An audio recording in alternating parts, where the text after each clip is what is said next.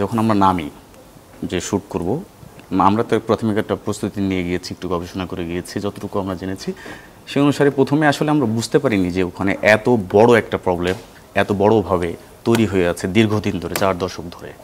তো যাওয়ার পরে আমরা যেদিকেই তাকাচ্ছি সেই দিকেই আসলে আমাদের তো আসলে যেহেতু সংবাদ মাধ্যম কর্মী আমরা, আমাদের আসলে নিউজের দিকেই আমাদের ফোকাস থাকে, যে যেদিকে আসলে ক্যামেরা ধরা হচ্ছে কিংবা যেদিকে তাকাচ্ছি সেদিকে মনে হচ্ছে সেটা গুরুত্বপূর্ণ, এটা নিউজ হতে পারে, নিউজের বড় আইটেম, এরকম আমরা যেটা আসলে হিসাব করে থাকি। তো তখন আমরা পরিকল্পনা করলাম, লিটারেলি যেটা আমরা করেছি, যেটা তো যে এটা আসলে এইভাবে আলাদা আলাদা করে নিয়ে একবারে গুছিয়ে বলাটা কোনোভাবেই সম্ভব না, কারণ এলাকাটা বিশাল, 330 বর্গ কিলোমিটার, এবং সমস্যাটাও দীর্ঘদিনের। তো তাদের লাইফস্টাইলটা আমরা একটু দেখতে চাচ্ছিলাম, যে এই লাইফস্টাইলটা রাত এবং দিন মিলিয়ে, যে আমরা আসলে স্কুলের অভিজ্ঞতা নিয়েছি, স্কুলে গিয়েছি, সকালবেলা উঠেছি, যে ওখানে মাঠে তো সাধারণত এটা কৃষি প্রধান এলাকা, তো মাঠে যাওয়ার পরে দেখলাম যে ওখানে আসলে কোনো মাঠে কাজকর্মের কোনো সুযোগ নেই, কারণ মাটি নাই, তো মাটি দেখা যায় না, কারণ পুরোটাই পানি। আমি আসলে যখন আমি চলছিলাম রাস্তার উপর দিয়ে চলছি, রাস্তার উপর দিয়ে আমি এই পর্যন্ত আমার প্যান্ট ভিজে গিয়েছে, মোবাইল রাখা যাচ্ছিল না, এটা আমার মনে আছে।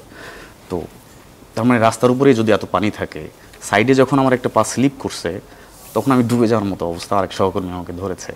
তো যাই হোক, এই মানে রাস্তা দিয়ে যাইতে গিয়ে আমরা যে অভিজ্ঞতা দেখেছি, যে স্কুলের যখন বাচ্চারা আসছিল তাদের স্কুল জীবন আমরা দেখছিলাম, যে নৌকায় করে করে, নৌকার মাঝি যাত্রী দুজনই, সবই এই বাচ্চারাই, ছোটো ছোটো বাচ্চারা, প্রাইমারি স্কুলের বাচ্চারা। তারপর তাদের স্কুলে আসছে ওই নৌকা করে, তো একবার সরাসরি স্কুলেও আসা যায় না, কারণ একটা খাল পার হয়ে তারা আসে, তারপরে হচ্ছে যে রাস্তায় নামে, সে রাস্তাতেও তাদের কোমর সমান পানি। তারপরে তারা স্কুলে আসে, স্কুলে এসে ড্রেস চেঞ্জ করে। শিক্ষকদের ক্ষেত্রেও একই অবস্থা হয়, সবাইকে প্রতিদিন ড্রেস চেঞ্জ করতে হয়। ওখানে আমরা স্কুল জীবন শুধু দেখিনি, মানুষের কাজকর্ম দেখেছি। ওখানে আসলে হিউজ বেকারত্ব তৈরি হয়েছে। কেন তৈরি হয়েছে? কারণ মানুষের যেহেতু কৃষি নির্ভর এলাকা, সেহেতু মানুষের কাজকর্ম নাই। ওখানে শুধু শাপলা ফুল তুলে কিছু মানুষ জীবন ধারণ করছে। ওখানে যারা নারী আছেন তারা নৌকা নিয়ে চলে যাচ্ছে গবাদি পশুর জন্য খাবার সঙ্গে, নিজেদের জ্বালানির জন্য বিভিন্ন যে শুকনো স্থান আছে সেখান থেকে কাঠখড়ি নিয়ে আসছে। তো আমরা এই যে মানুষের রাজনৈতিক অভিজ্ঞতা শুনেছি, তারা বলছিলেন যে আমরা সবাই ভোটার। আমরা জিজ্ঞেস করেছি যে এইভাবে কি বাঁচা যায়, তখন বলছে যে একজন নারী আমাদেরকে জানাচ্ছিলেন যে বেঁধে মানে ওই এলাকার লোকাল ভাষায় যদি বলি যে বেঁধে মারলে সবই সহ্য হয়, মানে বেঁধে পিটাইলে সবই সহ্য হয় বাধ্য হয়ে। তো তারা আসলে বাধ্য হয়েছেন, তাদের স্বাস্থ্যের অবস্থাও খুবই নাজুক। ম্যাক্সিমাম স্টুডেন্টদেরও দেখেছি যে তারা সর্দি কাশি এবং মানে চুলকানি হয়ে গিয়েছে, মানে ম্যাক্সিমামের ক্ষেত্রেই। তো সব মিলিয়ে ওখানকার পরিস্থিতি আসলেই ভয়াবহ, যেখানে মানুষ বসবাস, আমরা তো আসলে স্বাভাবিক জীবনযাপন করি, আমার কাছে মনে হয়েছে যে ওখানে কোনোভাবেই আসলে মানুষ থাকতে পারে না। ওরা আসলে কীভাবে বেঁচে আছে ওরাই জানে। এই রিপোর্টটা প্রচারের পর যখন এটা বিভিন্ন সামাজিক যোগাযোগ মাধ্যমে প্রচারিত হয়েছে, সেখানে অনেক সাংবাদিক এই খবর এর আগে যারা সংগ্রহ করতে গিয়ে নানান ধরনের অভিজ্ঞতার মুখে পড়েছেন সে কথা বলছিলেন। আপনাদের কি কোনো ভয়ভীতির মধ্য দিয়ে গিয়ে এই সংগ্রহ করতে হয়েছে সংবাদগুলো? দেখেন, ওখানে 3 লাখ মানুষকে পানিবন্দী করে রাখা হয়েছে, এবং এটা দীর্ঘদিন সবার চোখের সামনে কিন্তু হচ্ছে। কিন্তু আসলে ওখানে অনেক ধরনের এই যে পরিবেশ নিয়ে যারা কাজ করেন, কিংবা ওই যে ওখানে আবার অনেকগুলো কমিটি তৈরি হয়েছে, নিজেরা প্রতিবাদও করে। অনেক সময় নিউজ হয়, স্থানীয় সংবাদ মাধ্যম কর্মী কিংবা ঢাকা থেকেও গিয়ে অনেক সময় হয়তো কাজ করে না যে তা না, ছোটো ছোটো করে হয়তো করা হয়েছে। শুধু নর্মালি ভোগান্তি যেই বিষয়টা ডিটেইলি আমার মনে হয়েছে যে ওইটা আসলে ডিটেল দেখানোর মতো ছাড়া মানুষের উপায় নেই আসলে, এটা যদি বুঝাইতে হয়। তো আমরা প্রথমে তো ডেফিনেটলি ওখানে বুঝতেছেন যে 3 লাখ মানুষকে ডুবিয়ে রাখা হয়েছে, এবং সবার চোখের সামনে। তার মানে যারা ডুবিয়ে রেখেছেন ঘের মালিক এবং অন্যান্য ঘের মালিক এসে, শুধু কি ঘের মালিক কি এক পক্ষ কি এত বড় ক্রাইম করতে পারে? নিশ্চয়ই করতে পারার কথা না, কারণ মানুষের জীবন নিয়ে ছিনিমিনি খেলা হচ্ছে আমরা যেটা দেখেছি। তো এই যে নিশ্চয়ই ওনাদের ক্ষমতা সম্পর্কে কিংবা ওনাদের যে কমিউনিকেশন, ওনাদের যে যারা সাপোর্ট দিচ্ছে তাদের সম্পর্কেও হয়তো আপনার ধারণা হয়েছে যে ওখানে এই এত বড় জিনিস জিয়ে রাখা হয়েছে।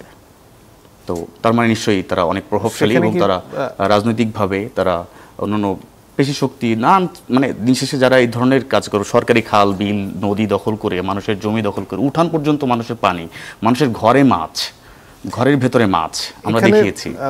রাজনৈতিক প্রভাবের কথা যখন আসলো, গত জুলাইয়ের পরে তো অনেক জায়গায় পট পরিবর্তন হয়েছে।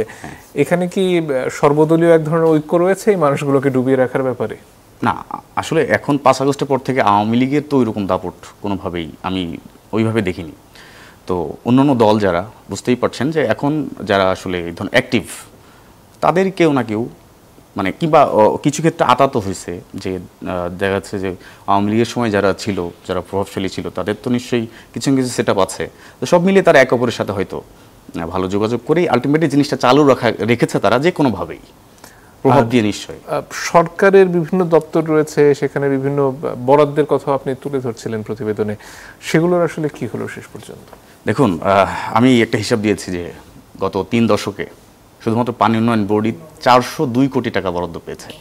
এখন বলেন যে এই যে তারপরেও 402 কোটি টাকা যে বরাদ্দ পেলো, তারপরেও মানুষ গলা পানিটা কীভাবে থাকলো? অনেক মানুষ তো রাস্তায় আশ্রয় নিয়েছে, আপনি দেখেছেন, আমি দেখিয়েছি, মহাসড়কে পর্যন্ত যেতে হয়েছে, কারণ ওই রাস্তায় আর অ্যাকোমোডেশন নাই। কি পরিমাণ মানুষ নিজের ঘরে নিজের ভিটায় থাকতে পারছে না। তো এই যে প্রত্যেকটা সরকারি প্রতিষ্ঠান যারা দপ্তর আছেন, এখানে মৎস্য খুব বড় ভূমিকা পালন করে, কারণ মৎস্য থেকে ঘের মালিকটা পারমিশন নেওয়ার কথা। 20,000 ঘের রয়েছে, সেখানে মাত্র 32টা পারমিশন রয়েছে, বাদ বাকি পারমিশন নাই। এখন তাহলে কিভাবে তারা কন্টিনিউ করছে, এটা আপনার নিশ্চয়ই মাথায় প্রশ্ন আসা, মানে আমার প্রশ্ন এসেছে। আমি যতটুকু রিপোর্টে দেখিয়েছি, তার সাথে মৎস্য যে কর্মকর্তা, জেলা মৎস্য কর্মকর্তা, তার সাথে আমার দীর্ঘক্ষণ ইন্টারভিউ হয়েছে। আপনি দেখিয়েছি, আমরা ওখানে কিছু স্টেক হোল্ডারও ছিলেন, যারা ভুক্তভোগী তারাও ছিলেন, যিনি জমি হারিয়েছেন, যার জমি চাষযোগ্য জমি ছিল, কিংবা সে ঘের করেই অন্তত এটা চলতে তো পারতো, কিন্তু তারগুলো দখল হয়ে গেছে। আমরা এরকম যার জমি দখল হয়েছে এরকম 2 জন মানুষকেও নিয়ে গিয়েছিল ওখানে। তো সর্বশেষ তাদের অভিজ্ঞতাও তারা বললেন, ওই কর্মকর্তার সাথেই বললেন। উনি যেসব উত্তর দিয়েছেন আপনারা দেখেছেন, অনেকে যারা এই প্রোগ্রামটা দেখেছেন। তো সব মিলিয়ে এই যে জনস্বাস্থ্য আছে, তারপরে শিক্ষা প্রকৌশল অধিদপ্তর আছে, মানে এই যে একটা, ওইটা তো একটা সোসাইটি, ওখানে মানুষই বসবাস করে, যদিও বসবাসযোগ্য না, কিন্তু মানুষ কিন্তু বসবাস করছে, বাধ্য হচ্ছে, কারণ তাদের আসলে কিছু মানে উপায় নেই, নিরুপায়।